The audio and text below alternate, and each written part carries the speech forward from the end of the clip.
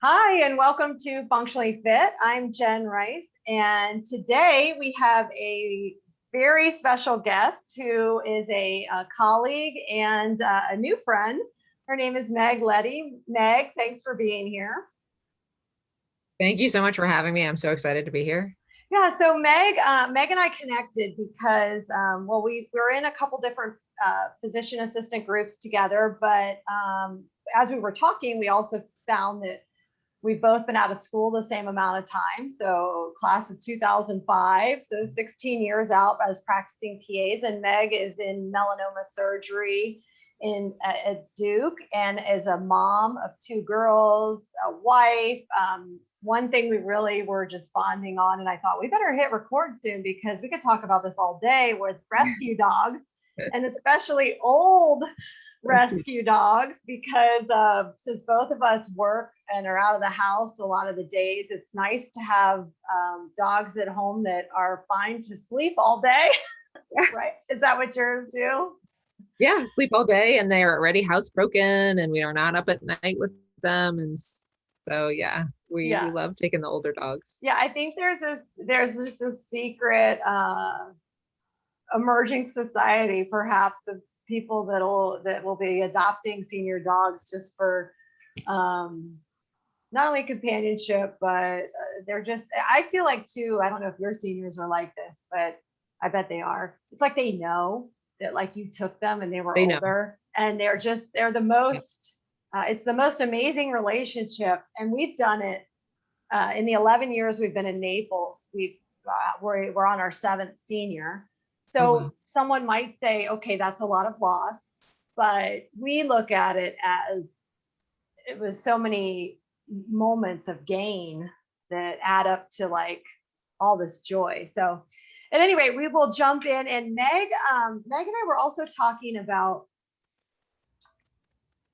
the time we're in. If you're listening to this podcast, it is August of 2021, and a lot of our colleagues that work in critical care, urgent care, even family practice. I was talking with a friend of mine last night in family practice who she said she feels like she's doing two jobs because she's doing like all this telehealth plus in person, and it's just COVID, COVID, COVID. I'm located in Southwest Florida.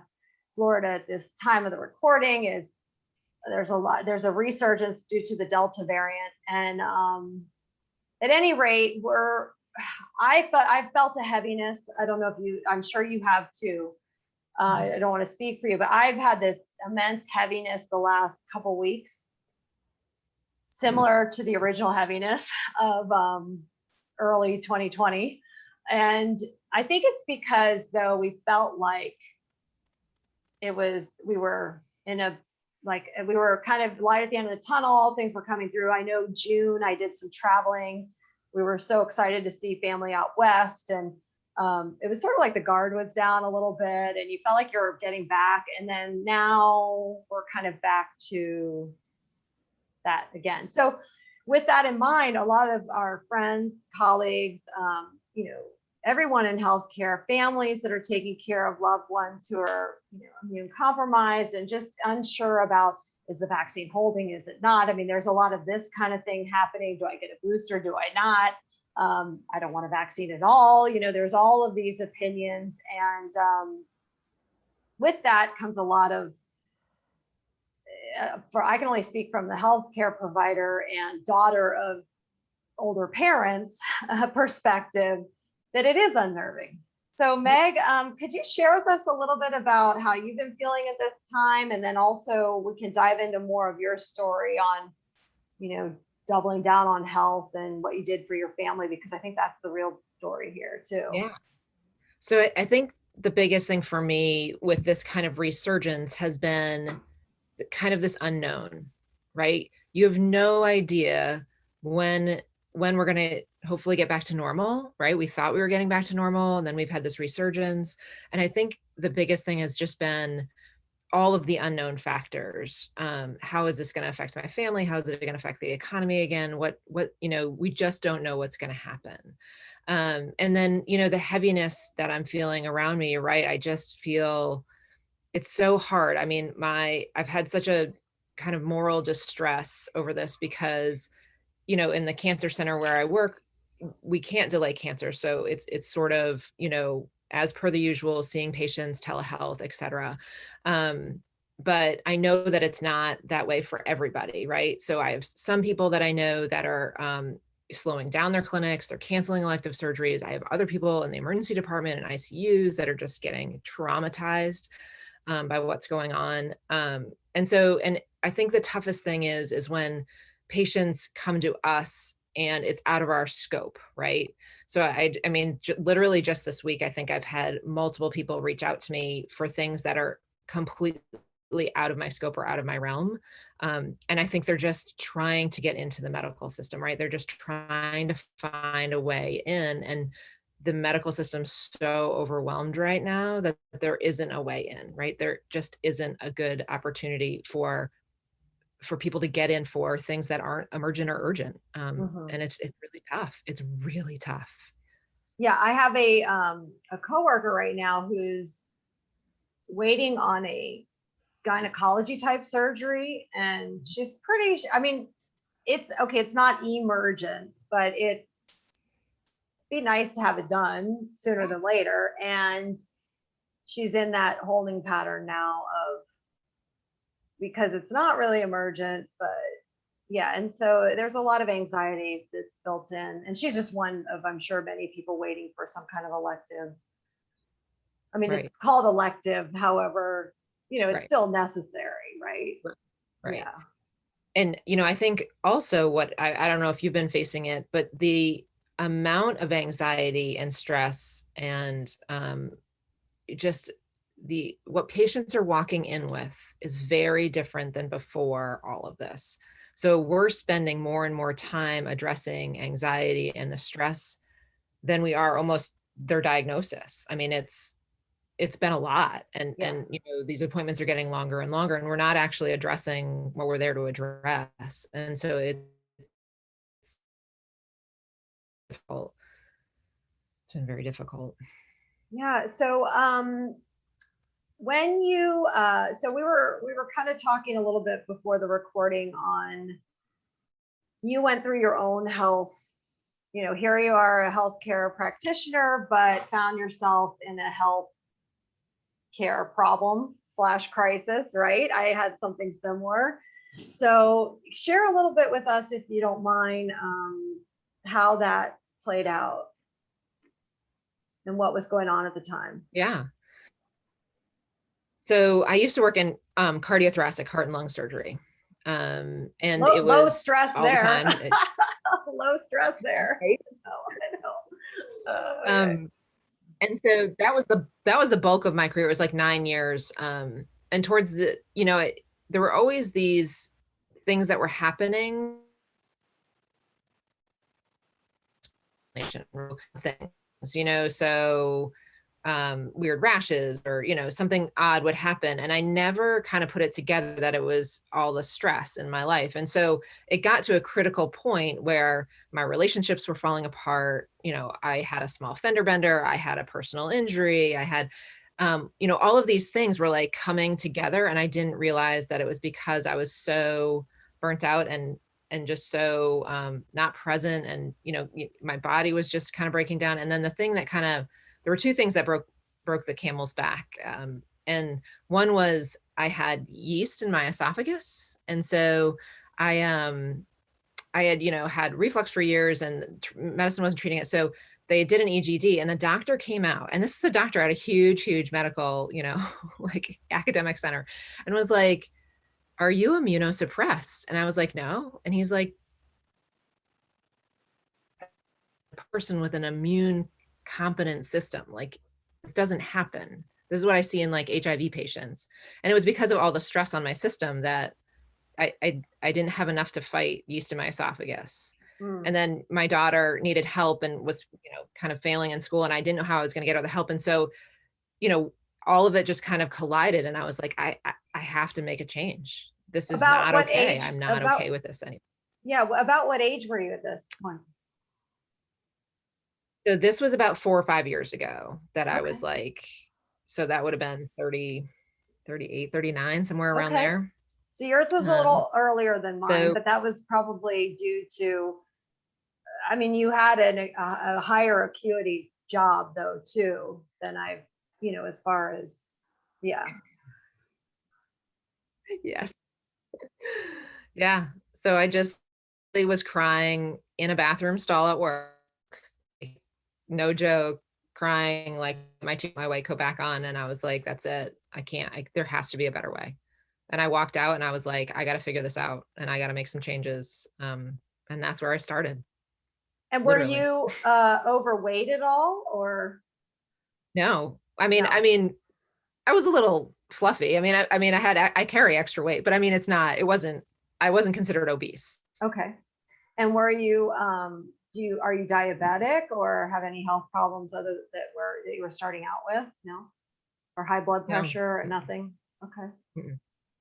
Yeah. So my immune system had just taken such a toll from all of the chronic stress Mm-hmm. that I couldn't do it anymore. And I had weird things. I mean, just weird things like weird rashes, weird illnesses, like you think you get the stomach flu, but mine would last three weeks, Yeah. so just things like that where it was just very, yeah. Did So you end up seeing a specific kind of provider, like a functional medicine or naturopathic, or did you just go and do your own research, or how did that play out? so at the time, part of the issue was that my job was so demanding, I could not get time off. And so even though I felt like I probably needed therapy and doctor's appointments and All the things. there wasn't any time. And I had to, and my focus was really getting my daughter help. And so whatever time I had getting her to the appointments was the focus. And so I really just said, I have to take it upon myself to figure this out. And really it was really kind of funny. And I always think like the universe sends you what you need kind of thing. But my friend reached out to me and she was going to start this new thing where she was going to be a coach and there was a shake that came with it. And I was so dang exhausted. I was like, it's going to take me longer to try to say no in a nice way than it is to say like, yes, here's my credit card. Right. So said, yes, here's my credit card, got these shakes and they were expensive, right? Like this powder was expensive. So I was like, I'm going to use it. And that was what started me. Like, Okay. honest God, that is what started. It gave me that little bit of energy and what my body needed, like really good nutrients to start the day, that it gave me that little bit of energy to do the next step. Right. And then the next Yes. step and the next step. So it was literally a shake in the morning that took like 30 seconds to make that started me to get to such a beautiful life. Like my life is so beautiful, even though it's very stressful still. And I still deal with all of the things and I'm still dealing with hardships at work. It's so much more beautiful than it ever has been. So when you started the shakes, you felt like, and we do know that a lot of women and men too, but particularly women can be nutrient deficient, not even know it, not even realize it. And that's because the food that we've always eaten, some of it's good, some of it's not so good. Sometimes we think it's really good, and it's all in all terms healthy. You're at a restaurant, you get some kind of nice salad with a bunch of veggies, but it just doesn't, our sources of vegetables even don't contain the amount of nutrients because of the soil. And that's a whole probably other conversation on our soil depletion. So we do need to supplement in certain ways to really get the nutrients that our bodies require at this point. And we don't want to, we're not saying you need to spend, a bazillion dollars on the latest, greatest supplements, but there are some things out there that, whether it's in a shake form, a pill form, there's different ways to get it. Maybe there's food that's kind of pumped up with more things, but that can be very helpful to eating your way to getting healthy. So when you started the shakes, was your family eating well? You said that you kind of had to, everybody went on this journey, right? So how did that go? Right. So, I started these shakes and that was at the same time I was taking my daughter to the doctor. So she got diagnosed with ADHD. And the doctors told us take all the colors out of your food and all the nitrites out of her food. And so I just did it for the entire household. I was like, we're not going to have anything in the house that, she can eat. And the other part of this that we had no idea that was related is that she was vomiting every once in a while, like in the middle of the night. We never knew why.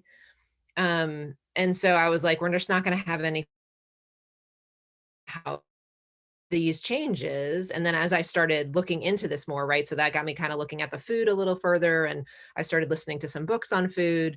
I kind of switched this over to organic, and trying to get, like you said, the soil, and trying to get higher nutrient food in us.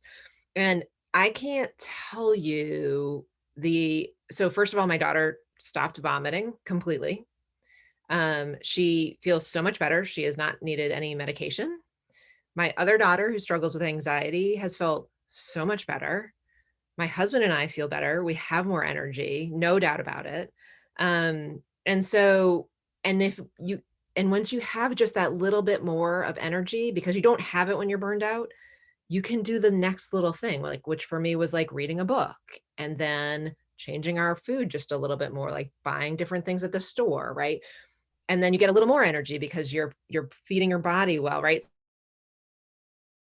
Just steam from there. Now, slowly, it's been a process, and I'm still in the process. I'm always learning and always trying new things, but it was just amazing to me how these small things that didn't take a ton of time, right? Because we're all very busy, really did make a huge difference in starting me on my path, right? It was so amazing. Were you getting rid of then processed foods, box foods? When you say you were kind of So eliminating things, so you were just bringing in more plant-based eating? So we do have a ton of veggies and, fruit for the kids, but they're kids, right? And so I just really had to trial and error things. And we still have boxed things, but they're things that are, they're not highly processed. They don't have high fructose corn syrup in them. They don't have any colors in them. They're just kind of the healthier versions of, like my daughter really likes blueberry cereal bars, right? And so I've found some that, pass the mom test for me, right? And they give her body good fuel for something, she can eat quickly at the bus stop and, head out to school. So, we've had to kind of jockey between, kind of having what is considered normal with the kids, right? And not, because I don't want to feel like they feel like they're restricted in any way. I don't ever want to restrict food for my children. I want to feel like they understand that food is basically what fuels your body, and I want you to put good food in it. But if you guys decide to eat something, like now they're old enough where they're walking to the store by themselves and can go to the gas station. So, they're making those choices on their own. And it's very interesting to me because they've made some choices that I don't necessarily agree with. And then they've come to me and be like, "Mom, I have a stomach ache." I'm like, yeah, but I'm like, maybe we eat a little bit less of that, right? Or we choose something different. So they're learning, and it's an amazing process to see them kind of learn all of this, because it is up to them. Ultimately, I can't control what they eat forever and ever. And so I'm just going to try to give them great options and have them listen to their body when they eat it, because I think that your body tells you when you don't feel well after food. Are they gluten-free or dairy-free, or did you do any of that with the ADHD or? I didn't. Both of them are lactose intolerant since they've been kids. So we've never had kind of Dairy. normal milk in the house. Yeah. But other than that, they eat everything. Okay. And do you then pack your own lunches to work, and you kind of get in that habit of meal prepping? Yep, yep. And I have to say, that ebbs and flows. So it tends to be where, you kind of get into a rut where you're like eating the same things every week. And then this past week, I was like, I am going to look up 7 new recipes. And so all week we've had new recipes. And it's been great. I've come home from work, and even when I was late and kind of like from work, I was like, I'm coming home to a new recipe tonight. Like, I'm excited about this. I have all the ingredients. So that was really good this week. And I know there'll be weeks that I fall back into like my normal, what I can prepare in 20 minutes, but this week was really fun. And it helps kind of counteract the day, right? If you have something fun to do. So with the food, that's how you mainly have worked on your own, burnout, but Oh, there's been way also, more than food. yeah. And then what other things have you done to turn your health around? So I think also I have started to understand that your brain is a big part of this. And so I became a wellness ambassador at Duke. And so the basis of this was given to me at that course. And basically our brains are like the way they were when we were cavemen, right? So all they're programmed to do is help us stay alive when we are being chased by a saber-toothed tiger. So we are when we're running away from a saber-toothed tiger, we're not noticing the flower on the side of the path, right? We're noticing, is there somebody else coming to eat us? Like, how are we going to get away? And in medicine, we reinforce this kind of this thinking, right? We're always looking for the negative, right? What's going to kill our patient? What is going to harm them? And so our brain gets wired that way. What fires together wires together. So we get wired to see the negative. And actually, they did a study for burnout people that were burned out, and they put them in front of a computer screen and showed them positive images and negative images.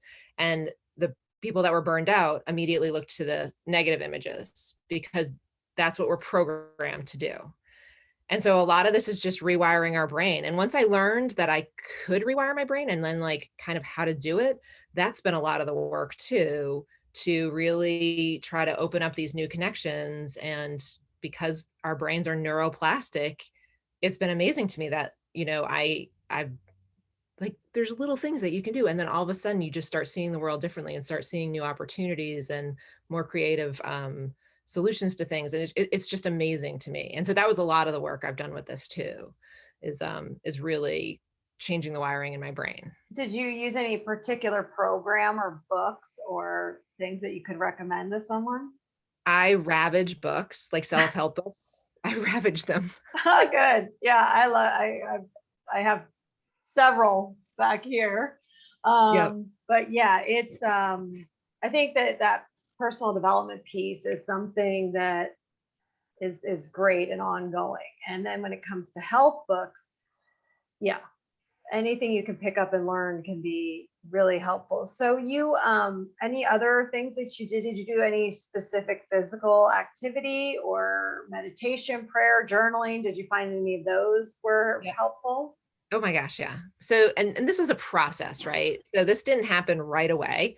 But basically, yeah, I started reading the books, I decreased the barriers to working out. So I used to think like I have to put my sports bra on and I have to, have the right shoes and have the right like leggings and go for a run. But now I just go for a walk with my husband and we go every night and really enjoy talking to him. Sometimes we don't even talk, but and I'll wear my scrubs. Like I don't even change because it was a barrier to me doing it. So I just decreased the barriers to work out. And then I also started doing things. I mean, it sounds really, really silly, but like when I'm brushing my teeth, I'll do toe ups, or like if I'm boiling water, I'll do squats or lunges. And so I've just tried to integrate it in small little ways throughout the day instead of taking this huge chunk of time to like really do some like big workout, because then you dread it and you know. And so that was one thing. And then I've just recently, I've heard about breathing for so long, and having such a hard time like integrating it in. But I took the plunge and I've been doing like the Wim Hof breathing method. Okay. Yeah. I don't know, maybe 2 months. And it has just blown me away. I mean, absolutely phenomenal. It's the wildest ride, and it's like it makes you feel so good. And if you do heart rate variability, I have it in my well, I just got the Aura ring, and nice. I have it on here, and I honestly had never paid much attention to it at all. And now I'm only on like day 2 of collecting data, so I don't really know what it's doing yet.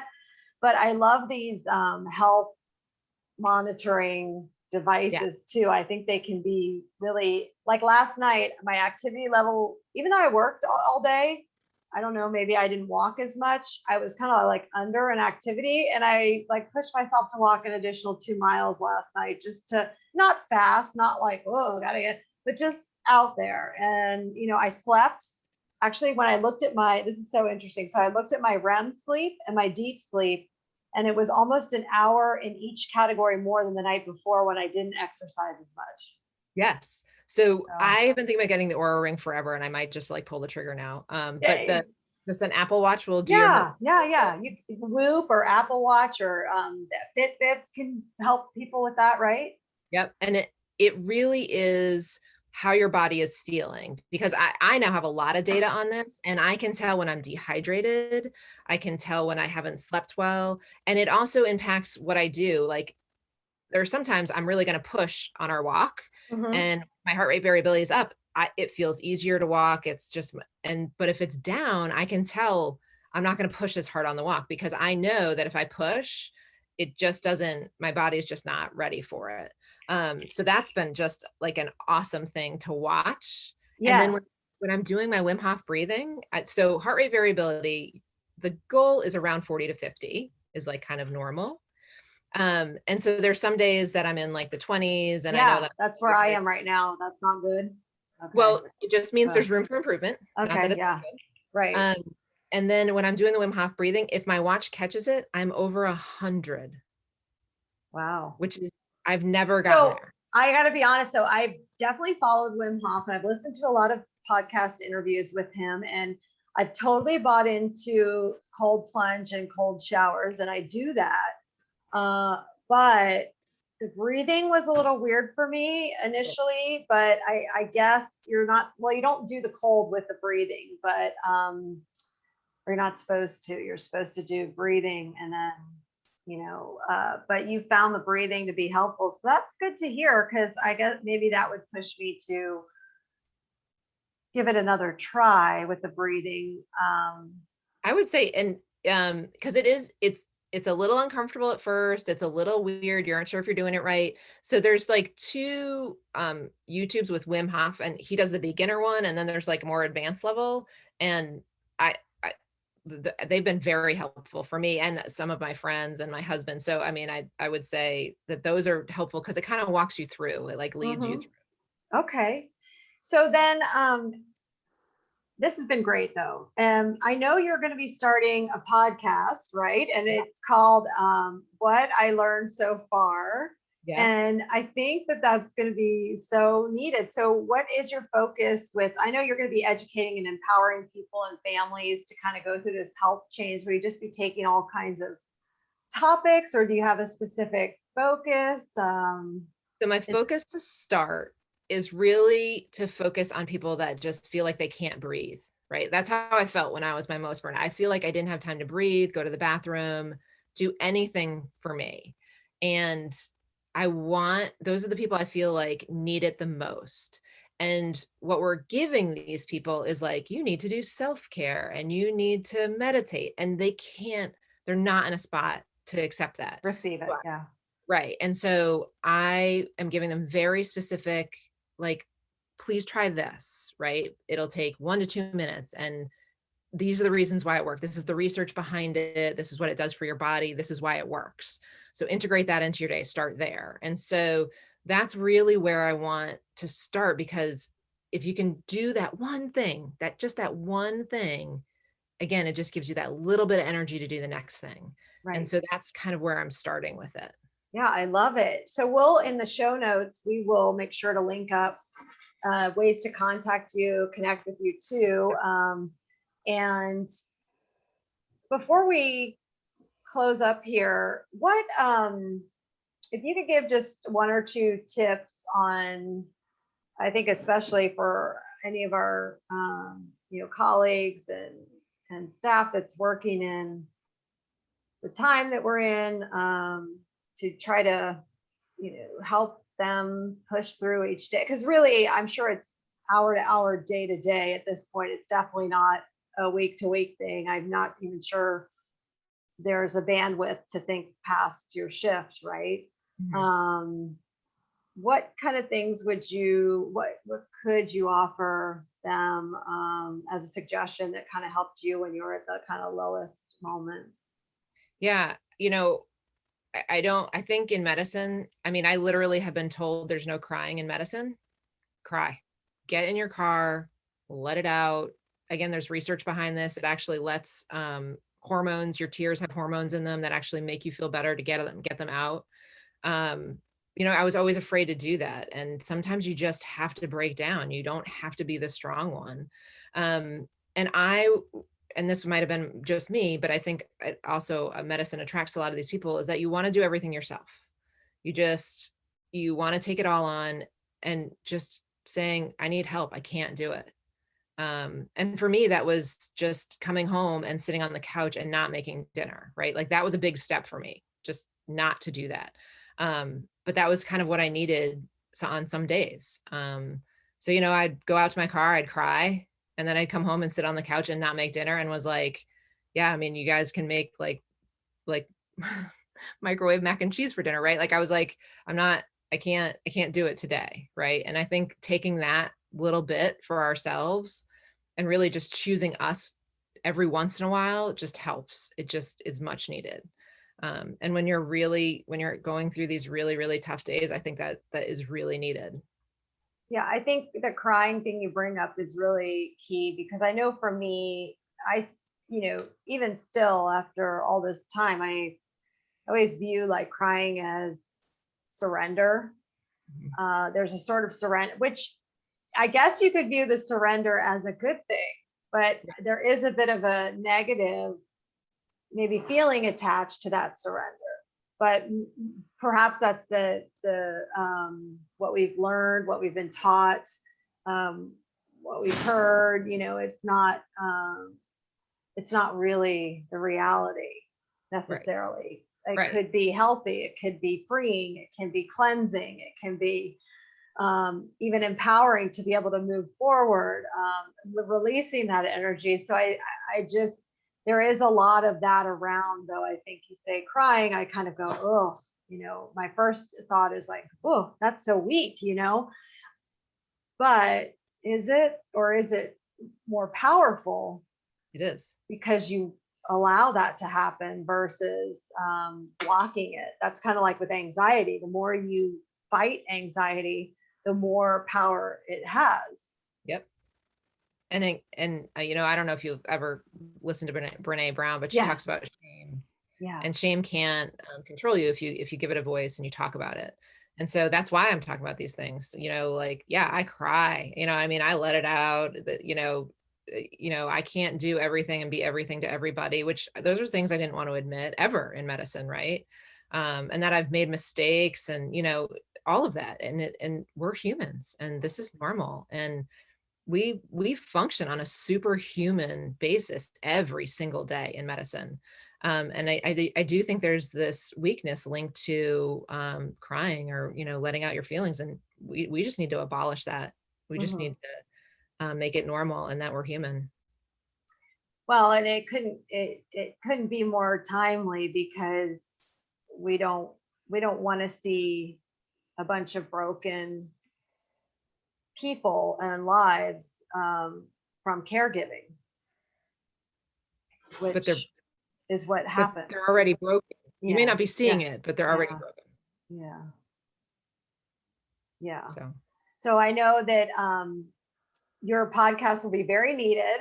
I think that it'll be fantastic to offer people. And I just so appreciate you sharing your story and your family's, kind of your whole journey of moving with food, and then how that's just such a simple, we always say, food is medicine, but when we hear stories like yours, it just reinforces that. So thank you so much for coming on and sharing. Yeah, thank you for having me. I really was so excited to see, that there's so many other people out there. I honestly didn't know. I'm new to these Facebook groups, and I am just so excited to be part of a community that's trying to heal medicine. Yes. Good. Well, thank you.